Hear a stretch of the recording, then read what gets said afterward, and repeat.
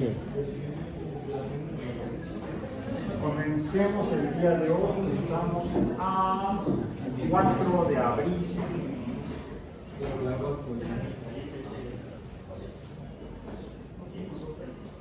4 de abril de 2024 en Biomatemáticas 1. Bien.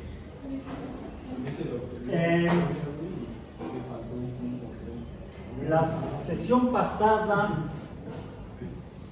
vimos lo que mencionamos, nombramos funciones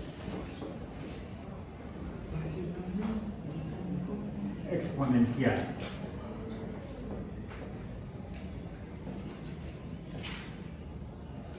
Se llaman exponenciales, dijimos, porque el valor de la función f de x, que es y recordemos que es la función, los valores que toma y cuando cambia el valor de x, depende de el valor que toma x, la cantidad cambiante o variable, pero que en realidad es esta x está en la posición en la que afecta a un número constante al que llamamos base,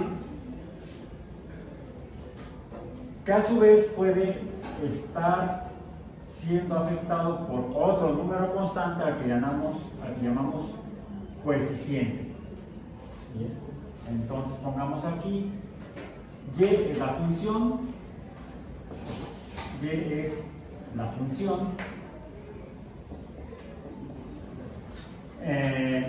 x es la variable independiente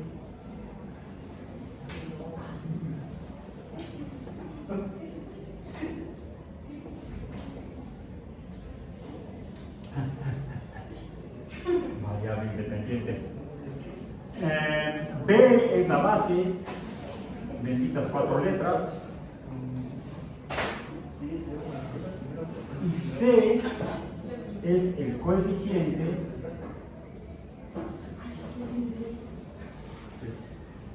por lo tanto la base es un número real constante. Abrimos aquí con CTG.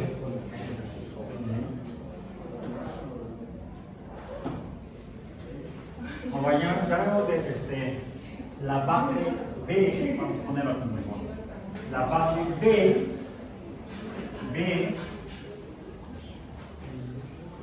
ya el plomo como que no quiere B, es más, como una sopa, parece que hasta aquí llegó.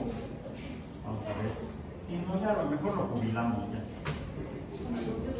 No lo jubilamos, lo despedimos, porque los jubilados se van para allá. Los jubilados se van a su casa, se van de vacaciones, algunos se van a San Miguel de Allende. Bien. Entonces, la base B,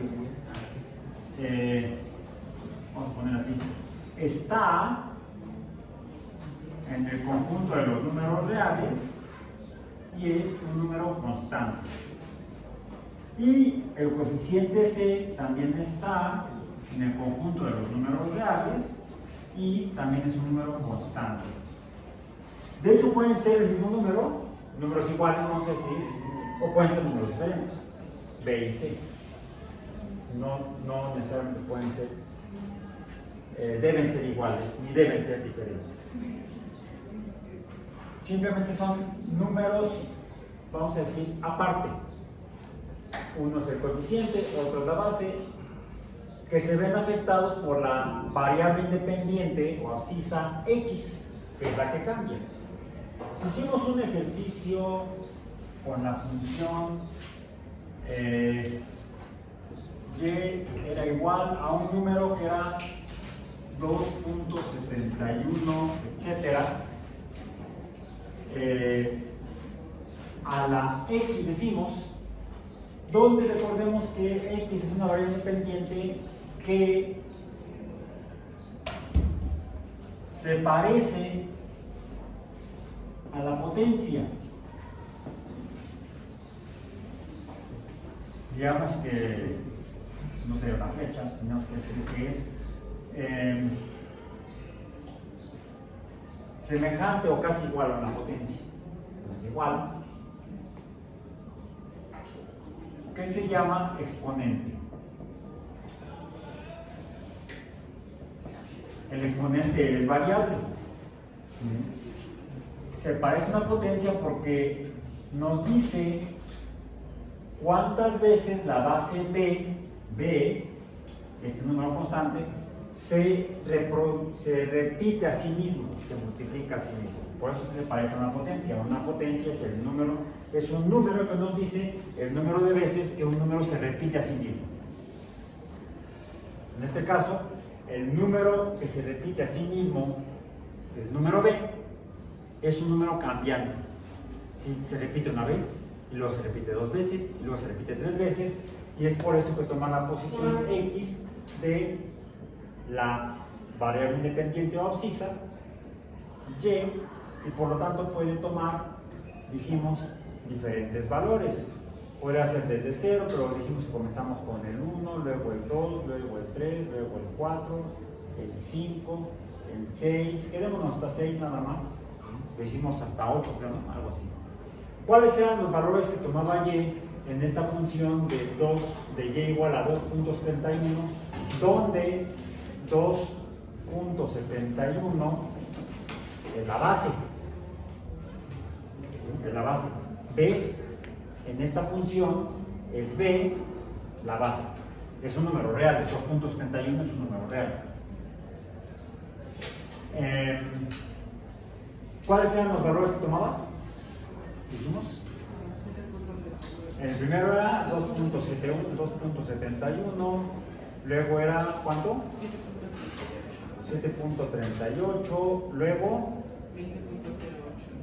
20.08, luego 54.59, 5, 148.41, luego era 200, ¿qué? No, mentira, ¿cuánto? ¿Sí? ¿203? Ah, 403. 403.42, etcétera. Llegaba luego hasta 1000 y más de 1000, muchos miles. Bien.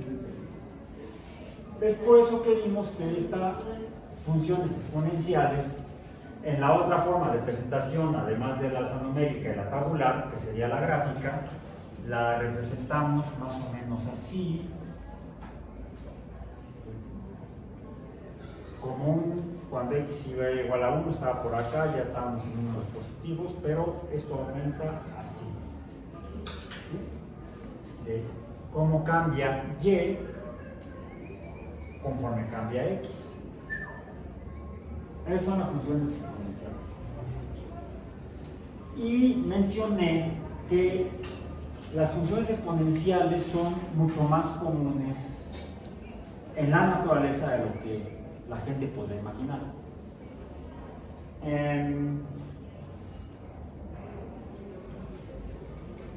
De hecho, hay una función exponencial. Vamos a hacerla con pues la voy a copiar de acá. Vamos a traer la tapa de plumón.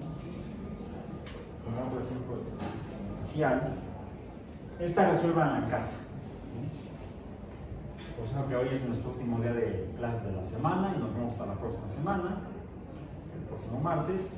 Pongámosla así: y igual a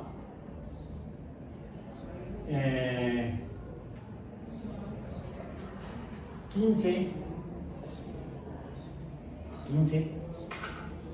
Ahora van a decir ustedes, ese 15, ¿a qué corresponde en el ejemplo general de función de potencia? En el modelo general de función exponencial. Porque aquí veríamos B es la base, X es la abscisa y no vemos ningún coeficiente. no se ve. No quiere decir que no esté. No se ve.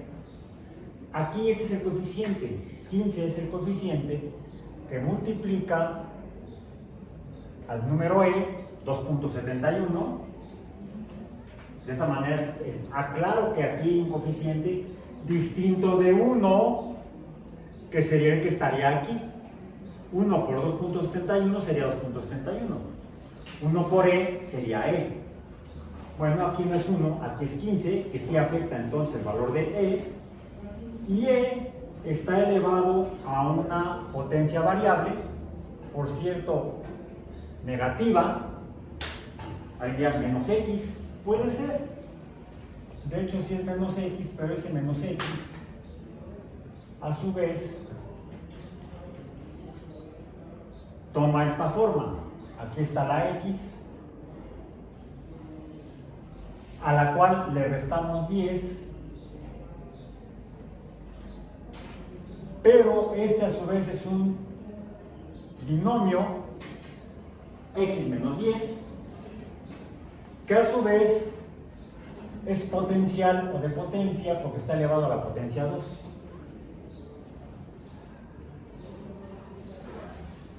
Y esto lo dividimos, es un cociente que se divide entre 32. Ahí está. Esta X o esta X es todo este componente. Podríamos decir que de hecho no es una, sino son varias funciones, todas juntas en una función más grandota. Alguien dirá, no, sí, que bueno que se las digo para aproximarnos. Cuando llegamos al salón había aquí todo escrito en algo en el pizarrón y por ahí escuché que alguien dijo, oye, y eso se veía como difícil, ¿no? Se parece a... Además todavía me falta. No, ya está completo, ya está. No me falta, ya está completo. Ahí está, es ese. Es Y es igual a 15 veces E elevada a la menos 1 menos 10 al cuadrado entre 32. De hecho tenemos ahí, les digo, varias funciones. Una función podría ser este binomio, Y igual a X menos 10. Sería una función lineal, donde 10 sería la ordenada al origen, X sería la variable y la pendiente sería 1 de este pedacito. Pero este pedacito a su vez es una función de potencia, porque está elevado a la potencia 2 al cuadrado. Entonces ya no es una función lineal, tendrá que ser diferente. Por el cuadrado uno diría, bueno, tendría forma como de parábola. Una parábola que en algo está cambiando porque pues, está ahí el menos 10. No es X al cuadrado o X cuadrada, sino a la X que estoy poniendo yo aquí, le tengo que restar 10 y a eso elevarlo al cuadrado. Eso ya sería entonces otra función. Pero no solo eso, no estamos contentos con esto. Quien lo inventó esto o quien lo encontró no se contentó con eso. Sino que además, este binomio elevado al cuadrado lo dividió entre 32. Esto en sí sería otra función que está formada por dos componentes que están en una forma de un cociente o proporción o razón o proporción. A esa le podemos llamar una función racional. Una función racional es una función, un valor y que depende de x, pero esta x está en una relación proporcional o de razón con otros componentes matemáticos que pueden ser numéricos. Entonces esta se llama función racional de potencia. Pero no contentos con eso, está multiplicada por menos 1. O sea, el valor de este cociente se multiplica por menos 1, quiere decir que tendría que ser negativo. Bueno, ese número además se usa como potencia para elevar el 2.71 a este número que además está siendo cambiante, y por eso es que esta sería una función exponencial. Alguien diría, bueno, desde este cuadrado me dice que ya no es lineal. Ya de entrada ahí se ve que es no lineal. ¿Qué forma tendrá? Tabúlenla y grafíquenla. Y la vemos el próximo martes. Ah, y luego multipliquen por 15. Faltaba por ahí atrás.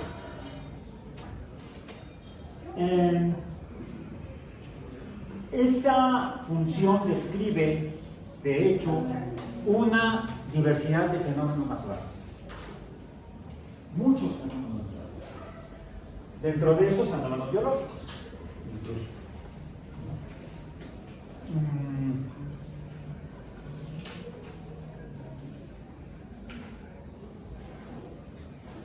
Regresemos a una forma más simple.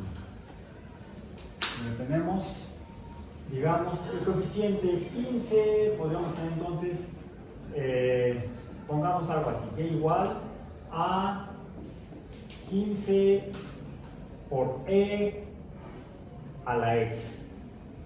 Simplifiquemos. Por eso la puse en rojo, no es la misma, es otra. Donde x es la variable, e es la base y 15 es el coeficiente.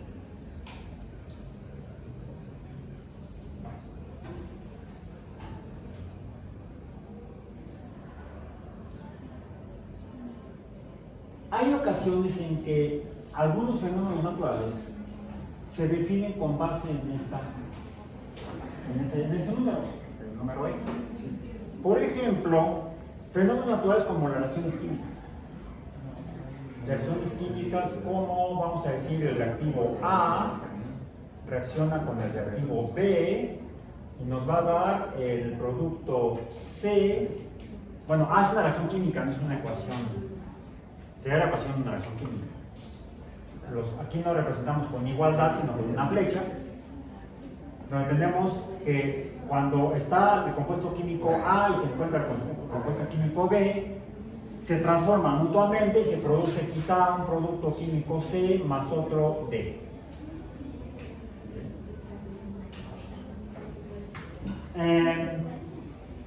Esto sí sucede siempre que haya materia que interactúe con otra y se transforme mutuamente, hasta que de repente vemos que ya no hay más reacción química. Por ejemplo, una podría ser, ¿han tenido agruras? Agruras, ocasionalmente. ¿Y qué toman para las agruras? Lechita. A veces toma uno, o malestar estomacal, por ejemplo, ¿no? Indigestiones. Toman por ahí el remedio mexicano. Ay. Un polvito blanco que lo ponen en agua. Sí. Bueno, el principal componente de ese compuesto químico, de ese fármaco, es carbonato ácido de sodio. Carbonato ácido de sodio o bicarbonato de sodio. Bueno, el carbonato ácido de sodio, vamos a ponerlo así como NaHCO3, es el carbonato ácido de sodio, lo ponemos en agua, reaccionan químicamente y se produce dióxido de carbono, ese que hace las burbujitas, es un gas. Tenemos un líquido con un sólido y se produce un gas. Más, ¿qué más queda? A ver, el carbono aquí está, 2 oxígenos, son 4 oxígenos, quiere decir que todavía me quedan por ahí otros 2 oxígenos, no queda carbono. Na.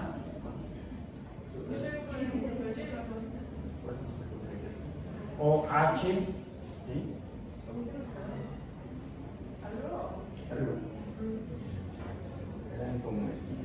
Más o menos. Recordemos que la clase es matemáticas, no química. No voy a balancear.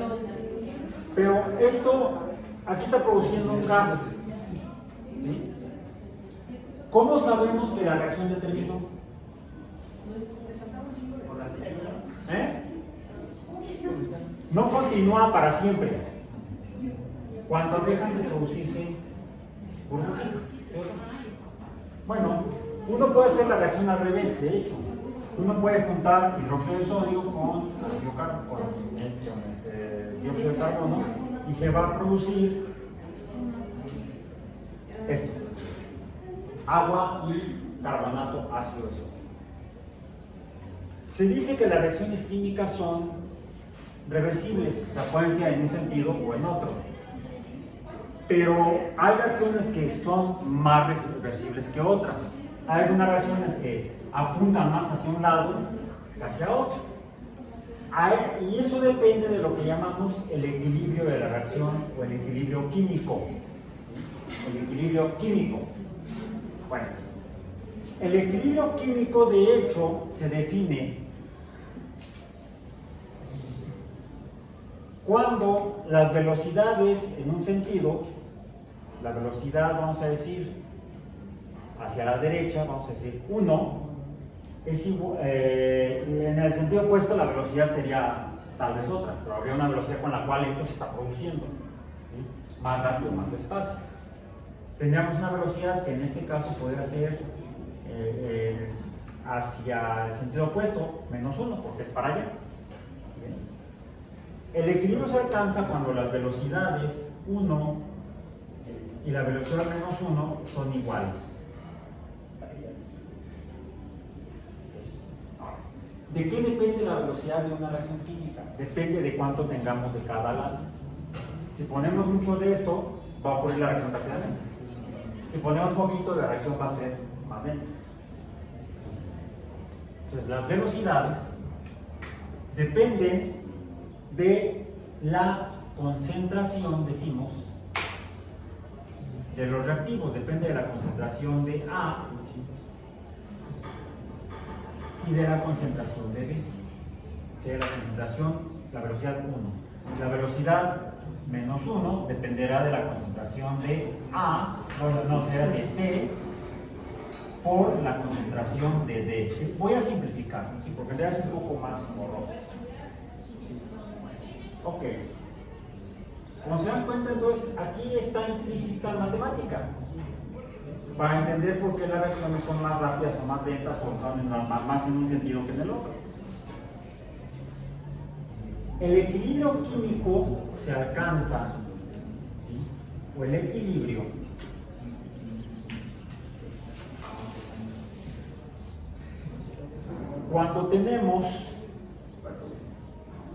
cuando la velocidad de estos hacia allá es igual a la velocidad de estos hacia acá. O sea, de los productos, la velocidad con la que los productos se regresan a ser reactivos es igual a la velocidad con la cual los reactivos se transformaban en productos. Y eso se define por un cociente de proporcionalidad de productos y reactivos. Decimos que el equilibrio depende del producto de la concentración de C por D entre la concentración de A por B. Eso es lo que llamamos, y este va a ser entonces un cociente, por lo tanto va a ser un número, y ese número lo llamamos la constante de equilibrio. Es un cociente. ¿Cómo lo tenemos? Midiendo la concentración de productos en el recipiente, en el reactor, cuánto hay de CO2, habría que atraparlo, si no se escapa a la atmósfera. Lo atrapamos y lo medimos. ¿Cuánto se produce de dióxido de carbono? ¿Cuánto se produce de hidróxido de sodio? ¿Cuánto se produce? ¿Cuánto pusimos de agua y cuánto pusimos de bicarbonato? Pero en realidad es cuánto queda cuando está en equilibrio. En el equilibrio, no todos los reactivos se han transformado en solamente productos. Queda algo de reactivo y queda algo de producto. ¿Se han fijado cuando se preparan ese medicamento, que lo ponen en agua y empieza a producir el gas de CO2?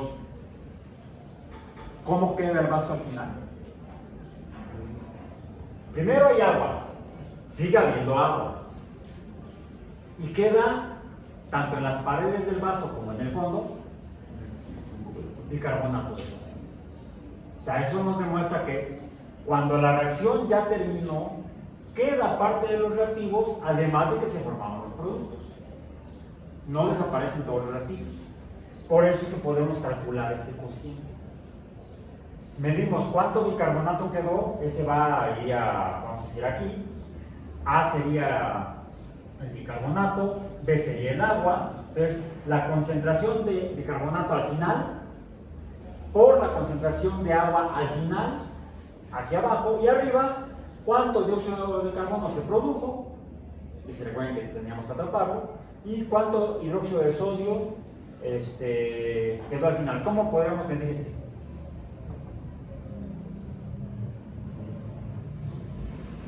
El hidróxido de sodio, ¿qué produce cuando lo ponen en agua, por ejemplo? ¿Qué le hace?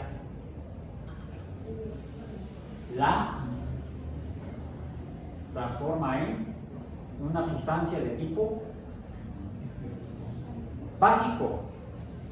La alcaliniza. El sodio es un metal alcalino.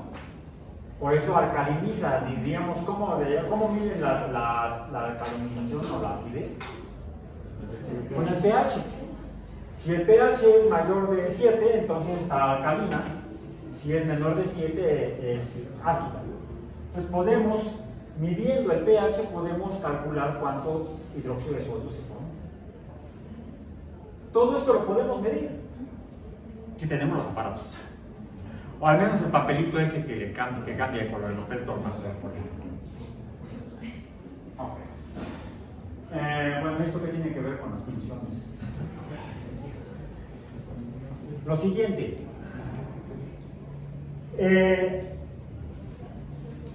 Esto ocurre y se puede aplicar este concepto a cualquier reacción de transformación de materia.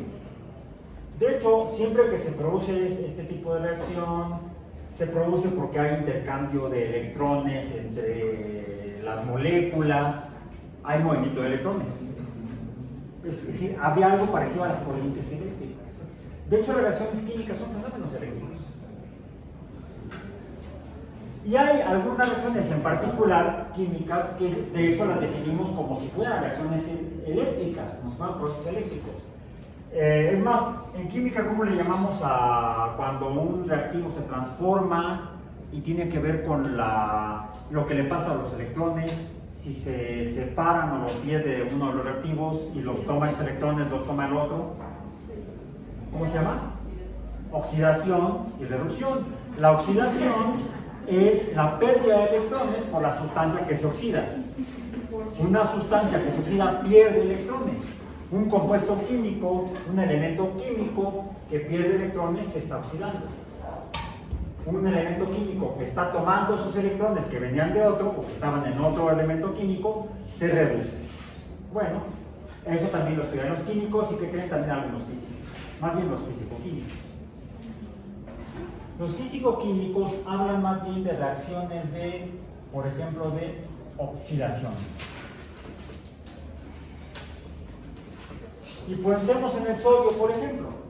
El sodio, de hecho,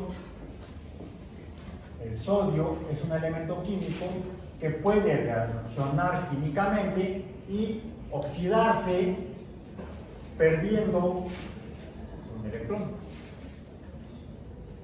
Por cierto, si pierde el electrón, ¿cómo pintamos al sodio?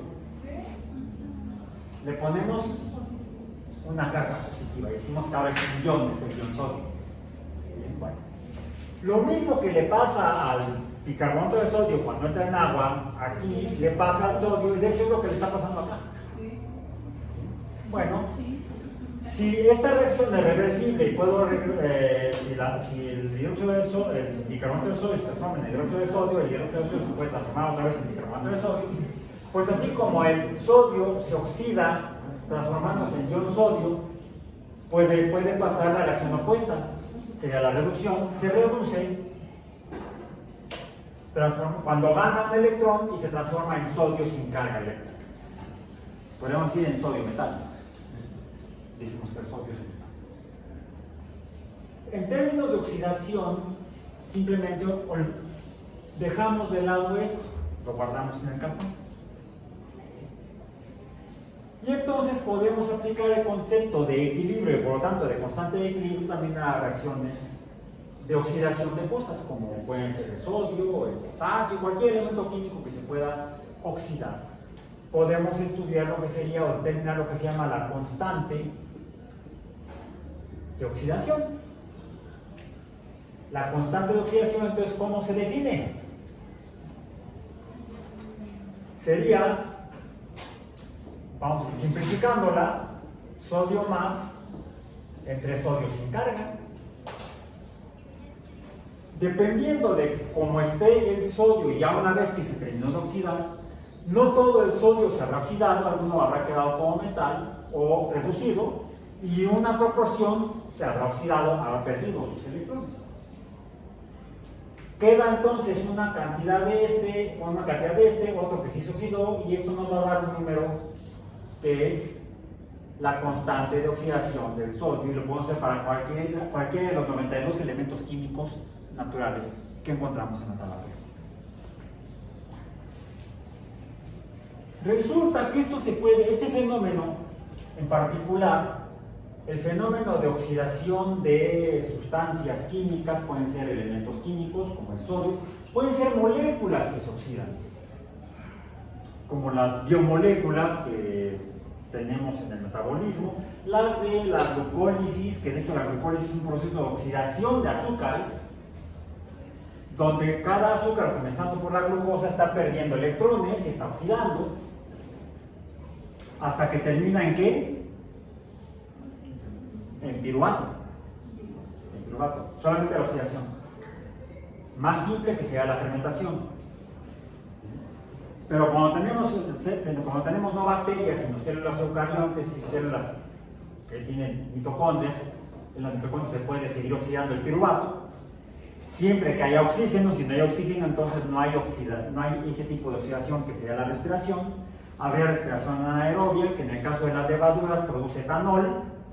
En el caso de nuestros músculos produce el dolorosísimo ácido láctico. Bueno, si hay oxígeno suficiente, el piruvato se va a oxidar hasta que forme dióxido de carbono y agua. La respiración metabólica que conocemos, la fisiológica. Tomamos oxígeno del aire, comimos un bolillo en la mañana, el bolillo tiene almidón, el almidón lo rompemos con la saliva, amilasas, queda fructosa, queda sacarosa, la sacarosa se rompe, queda fructosa y glucosa, la glucosa entra a las células, a menos que padezcamos de diabetes, entonces entra a las células y ahí se oxida inicialmente por glucólisis, y luego el piruvato entra a la mitocondria y se sigue oxidando, si hay oxígeno, hasta CO2 y agua. Es nada más hablando del solo proceso de oxidación biológica de los azúcares en células eucariontes. Recordemos que nuestro curso es de biomatemáticas, no de matemáticas pelonas.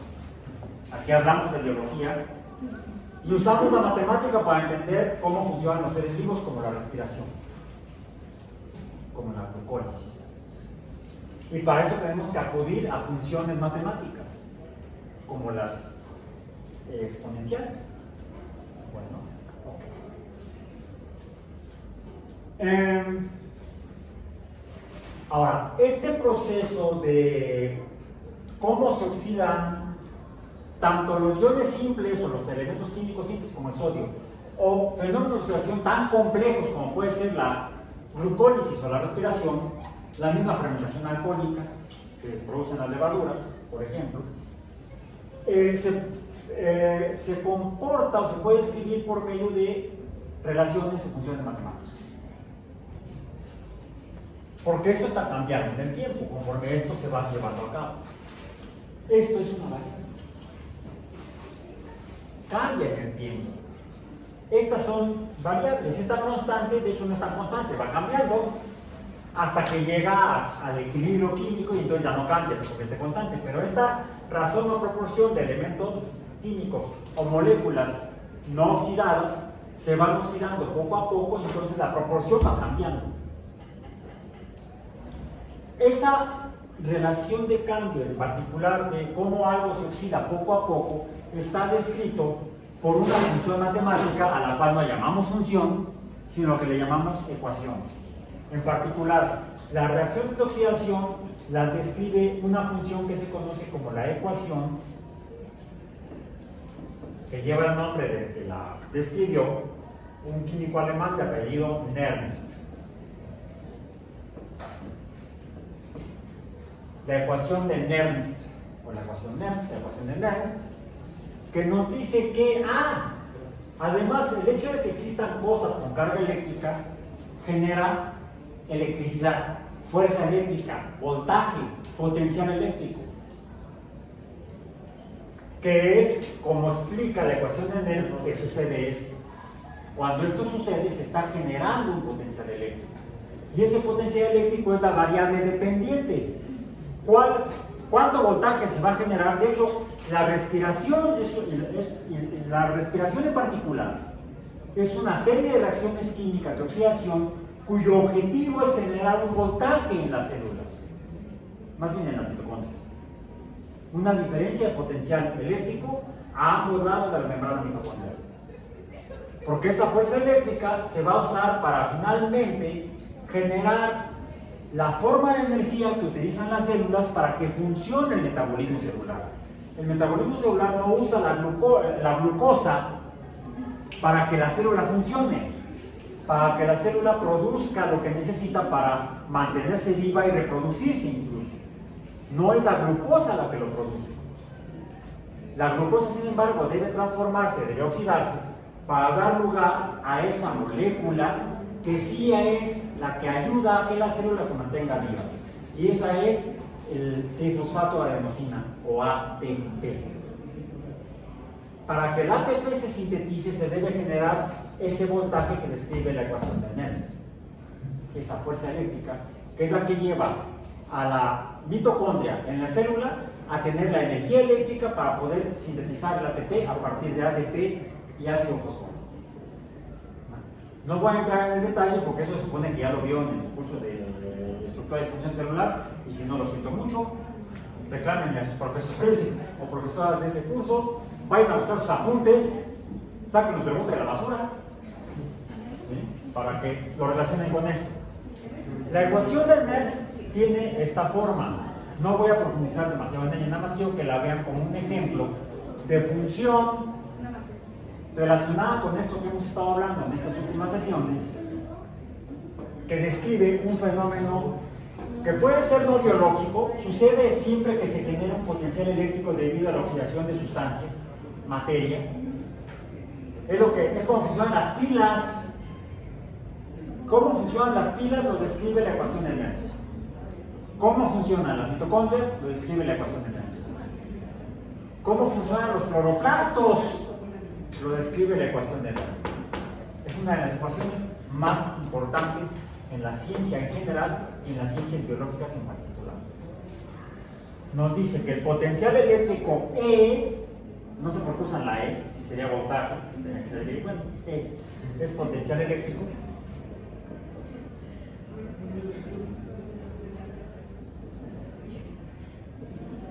Potencial eléctrico, por lo tanto voltaje, depende de lo que se conoce como un potencial eléctrico estándar, por eso es la E, supraíndice 0 bolita,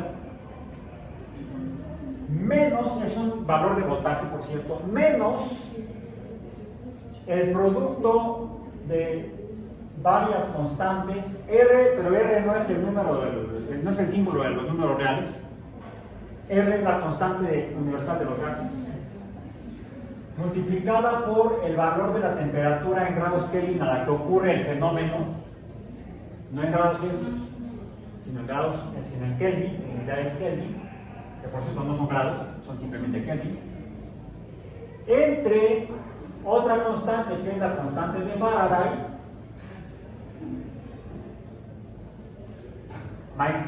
honrando a Michael Faraday, y la carga del ion correspondiente que está generando este voltaje. Este voltaje se debe, en este caso, se debería al sodio, representado con la letra Z minúscula. Y vamos a poner aquí abajo, entonces, donde potencial eléctrico, este sería E, circulito es el potencial eléctrico estándar. R es la constante de los gases. T es la temperatura absoluta, vamos a poner así, a la que ocurre el fenómeno. Al decir temperatura absoluta, entonces se mide en Kelvin, no en Celsius, ni en Fahrenheit, ni nada por el estilo. Z es la carga del elemento que se oxida, la carga iónica, la carga iónica de la especie que se oxida. Y F es la constante de Faraday. Pero me falta aquí algo, porque estos son números constantes, yo no veo ninguna variable. El potencial eléctrico va a variar dependiente de este cociente. Entonces alguien diría, aquí tengo que poner el cociente o la constante de equilibrio. La constante de equilibrio, pero resulta que no es el valor directo de la constante de equilibrio, sino un valor que sale de esta curva.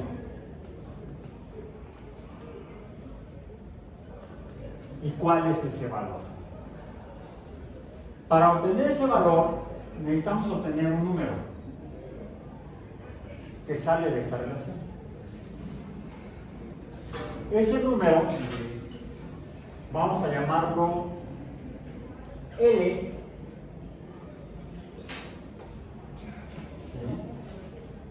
que se define como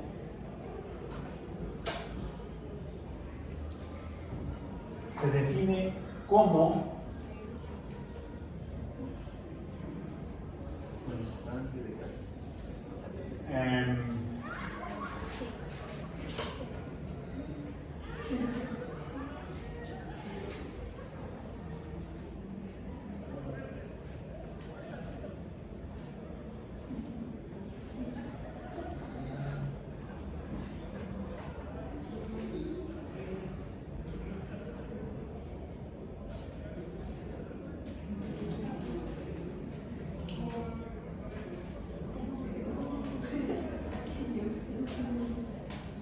el número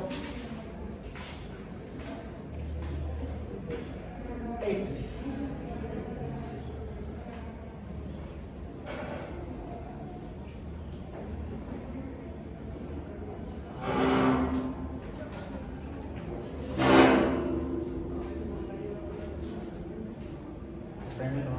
Si me fuera una tarea, es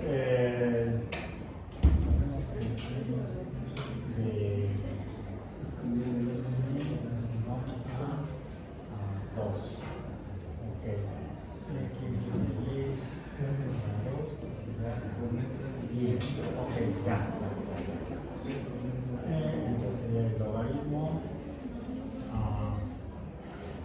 b de x es igual a y. En otras palabras,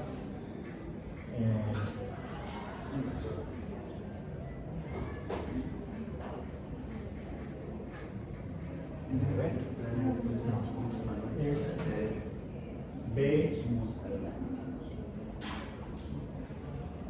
a la y es igual a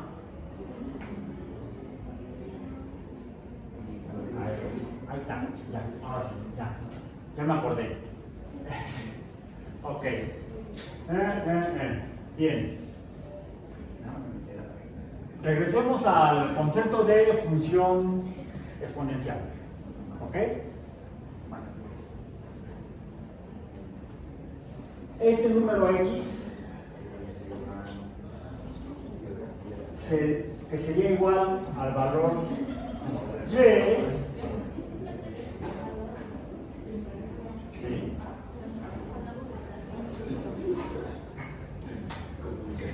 se relaciona relaciona con X, pero colocando aquí al número B o base. Tenemos estos mismos símbolos Y, B y X. No le hagamos ahorita caso a C. ¿Okay? Vamos a trabajar solamente con Y, B y X. Esta L, de hecho, le tengo que cambiar a este símbolo. Bien. Porque lo que estoy hablando aquí es, me estoy refiriendo al logaritmo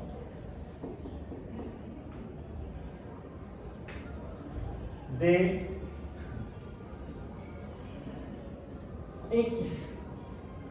El logaritmo de X es un número. Es un número. El logaritmo de X, donde X es un número, es otro número.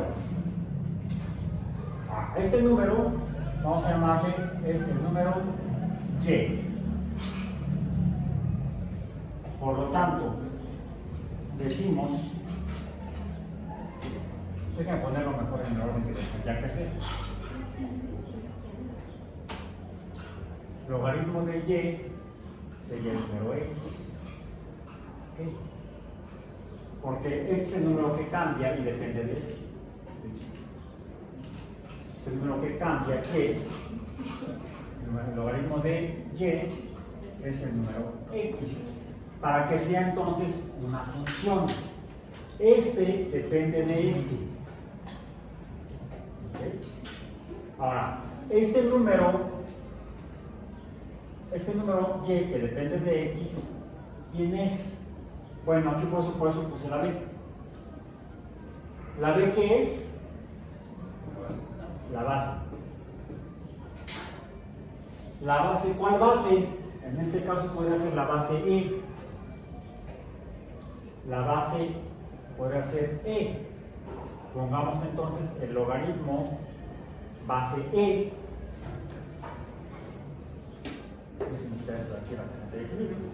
Logaritmo base E del número Y será el número X. Bueno, ¿esto qué carambas es? Lo que me dice es que el logaritmo de Y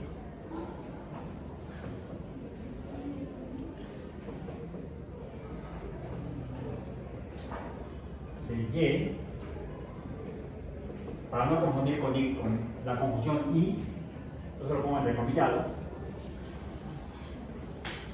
es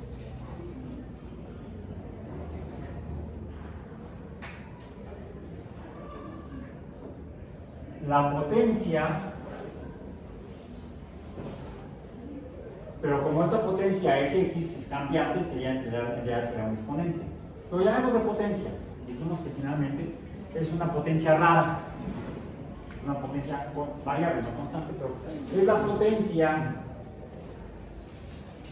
a la que elevo la base, a la que elevo B. ¿Quién es B? La base. La base. B, la base es donde B, aquí, B es la base. ¿Ok? Para tener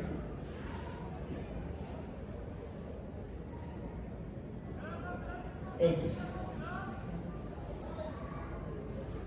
El logaritmo del número Y es este número, X. ¿Y este número cuál es?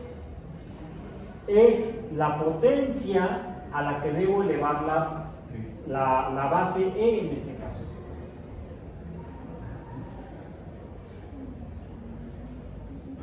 En otras palabras, vamos a decir, punto. El logaritmo base E del número, ¿qué será? Del número 4.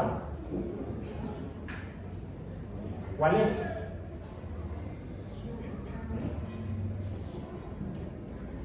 ¿Cuál es el logaritmo base de 4?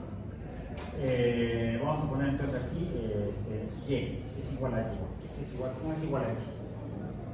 Es igual a x. Aquí la pregunta es: x, ¿quién es? Ustedes en sus calculadoras tienen una tecla en la calculadora científica, tiene una tecla que dice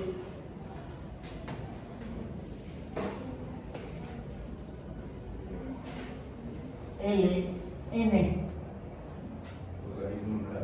logaritmo natural o logaritmo neperiano. El logaritmo natural es en realidad el logaritmo base y. Busquen cuál es el logaritmo natural de 4 y me dicen cuál es. Es 1.38. Logaritmo natural de 4 es 1.38. Ok.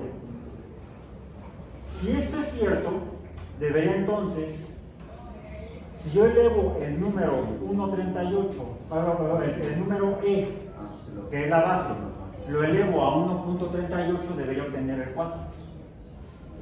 A ver, tienen en su calculadora también un x a la y. Es para que puedan ustedes elevar a cualquier potencia cualquier número. Entonces, pongan el número E, recuerden apretar la tecla E para que salga el 2.718, etc. Y ese elévenlo a la 1.38. ¿Cuál es el resultado? A ver, veamos entonces. Si 2.71 lo elevo a la 1.38, debería darme igual aproximadamente o igual a 4. ¿Cuánto da? 3.90. Exacto. Aproximadamente 4. Palomita. Bueno, la palomita la tengo que poner aquí, sino aquí abajo. Esta afirmación es cierta. 3.90 y algo. Bueno, las calculadoras a veces tienen teclas que sobran.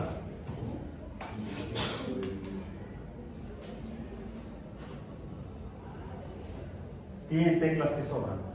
Porque tienen esta tecla LN. Cuando no la necesitan, porque ya tienen otra tecla que es nada más log. La tecla log es para la ecuación, para el concepto del logaritmo del número y igual al número x, cuando la base es 10. Si la base es 10, ¿cuál será entonces el logaritmo base 10 de 4? Habría que elevar apriete la tecla, ¿cuál es el logaritmo base 10 de 4? El logaritmo nada más de 4. No con la tecla LN, sino con la tecla que dice log. 0. ¿Qué? 0.6. Ok.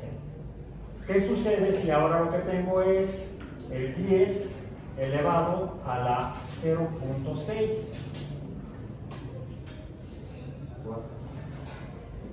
4. Bueno, estamos ante lo que llamamos funciones logarítmicas.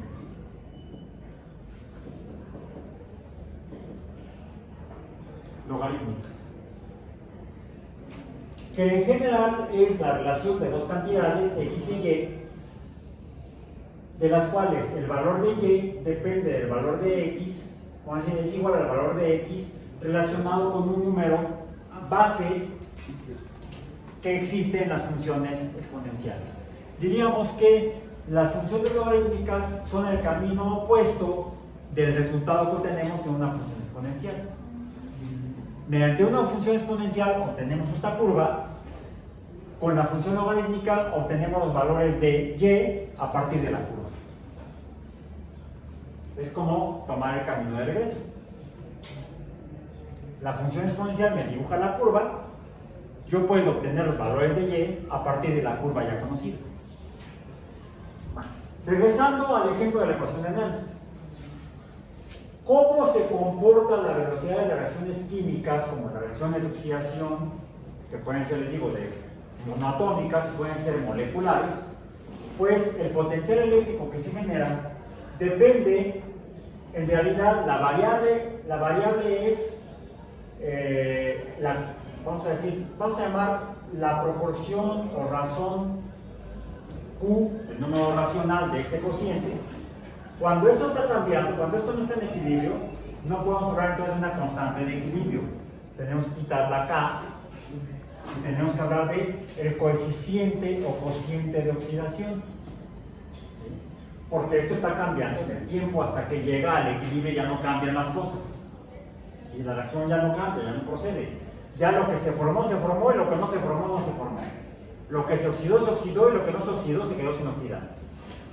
Pero antes de que eso ocurra, la reacción sigue y sigue y sigue y sigue, y estos números, estas cantidades de sustancias están cambiando. Proporcionalmente, al principio no hay nada de esto, y hay mucho de esto, y después se empieza a formar disminuye y entonces este cociente va cambiando. Esta es una variable, es X, ¿sí? De la cual depende el voltaje que se genera cuando se está oxidando algo. Pero este potencial eléctrico o voltaje no depende, vamos a decir, de forma directa del número Q, que va cambiando, multiplicado por este constante. Finalmente, E estándar por RT, por R, que es constante, si no cambia la temperatura, esto es constante, ¿sí? Si cambia la temperatura, ya se jodió la Francia. Se refiere a cada especie química que se está oxidando. El sodio se oxida, nada más pierde un electrón, no tiene más que perder. El calcio tiene 2 electrones, puede perder 2. El hierro puede perder un montón, puede perder 1, 2, 3, 4, tiene varios números de oxidación, varios electrones que puede estar perdiendo cuando se oxida el hierro, y así otros elementos químicos. En las moléculas ocurre similar. ¿Bien? Bueno, entonces este número Z sería constante para un ion, no cambia. Y la constante de Faraday pues es constante, si no, no sería constante de Faraday, es nada más puro Faraday, variable. Entonces, una constante por otra constante entre el producto de dos constantes pues me va a dar finalmente una constante, que le resto a otro valor numérico constante. Esto no cambia, esto es constante. Lo que cambia es este cociente Q, pero la relación con la que cambia no es directa.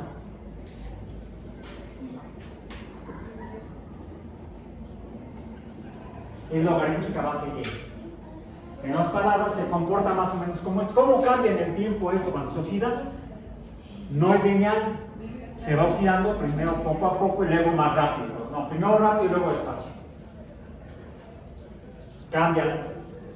La gráfica de la oxidación no es una recta, es una curva. Y es una curva que obedece a la constante del número de Euler, 2.71. ¿Por qué? Sepa la bola. Así es la naturaleza. Uno trata de describirla, no entenderla. Así es, pero no es mi culpa. ¿Sí? Así se comporta la naturaleza. Bueno, de ahí la importancia de entender a las funciones exponenciales y logarítmicas como dos expresiones de un mismo fenómeno natural, en este caso de las reacciones químicas. Y no solo eso, les pregunté que cómo medían ustedes esto. Me dijeron que midiendo el pH, pero en la parte alcalina.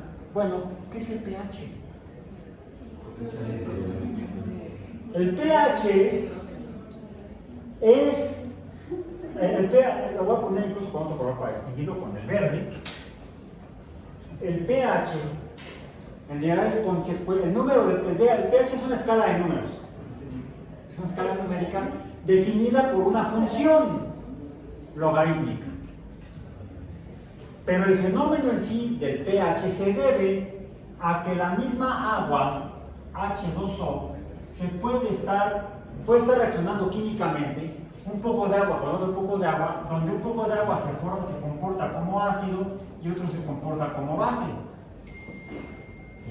Y esto es reversible, entonces aquí hay un equilibrio, y este equilibrio se da cuando tengo una cantidad de agua que sigue siendo agua, una cantidad de agua que se ha roto en hidrógenos con carga positiva, hidroxilos con carga negativa, y esto llega a un equilibrio conocido como la constante de acidez del agua o de alcalinidad del agua. Como toda constante química, entonces tiene un comportamiento logarítmico. Todas las reacciones químicas, ¿cómo cambian? De forma logarítmica, no son lineales. Tampoco son potenciales ni son trigonométricas. Son exponenciales o logarítmicas. Por eso es que de esto llegamos a una definición matemática de cuánta agua se rompe y cuánta se queda como agua. Se rompe quedando, se oxida, vamos a decir, cuánta agua se oxida y cuánta agua se queda como agua sin oxidar, definida por un número que es el del pH, que depende de la relación logarítmica de cuántos de estos hidrógenos del agua están como iones, están cargados eléctricamente, pero multiplicado por -1, porque si no nos daría números negativos. Simplemente calculen cuál sería, por ejemplo, el logaritmo. Por cierto, cuando esto sucede hay muy pocas moléculas de agua que se rompen como H, que quedan como H y como OH, H más OH, quedan muy poquitas. Es menos de 1/1000.000 de un recipiente de agua, de 1 litro de agua, solamente un 10.000.000º de moléculas de agua están rotas de esta manera. La mayor parte se quedan como agua, afortunadamente. Solamente una de cada 10 millones de moléculas de agua se ha roto en hidrógeno positivo e hidroxilo negativo. Ese es el cociente o razón o proporción en el caso de agua oxidada y agua sin oxidar. Es muy poquita la que se oxida. ¿Cuánta? Dije un 10.000.000º. O sea, 1 por 10 a la -7. Es 0.6 ceros y el 1. Eso sería en forma decimal, pero lo podemos expresar en forma potencial como 10 a la -7, en potencias de 10. Bueno, en lugar de expresarlo en potencias de 10, lo expresamos en pH. ¿Cuál sería o cuál es el logaritmo base 10 de 0.000001? Tomen su calculadora, pongan 6 ceros, pongan un 1 y aprieten logaritmo. -7. 6 ceros y el 1. Logaritmo. Y sale -7. El pH tendría que ser de -7. Pero es muy difícil trabajar con números negativos. Es por eso que mejor la multiplicamos por -1 y trabajamos con números positivos. La escala de pH es positiva, no sería negativa. Porque la escala de pH es una función logarítmica. Esta de aquí es una de estas de acá. Pero finalmente se trata de un fenómeno que viene descrito inicialmente de las funciones exponenciales. Entonces podemos trabajarlo ya sea como función exponencial o como función logarítmica. Y con esto, colorín colorado, por esta semana hemos terminado.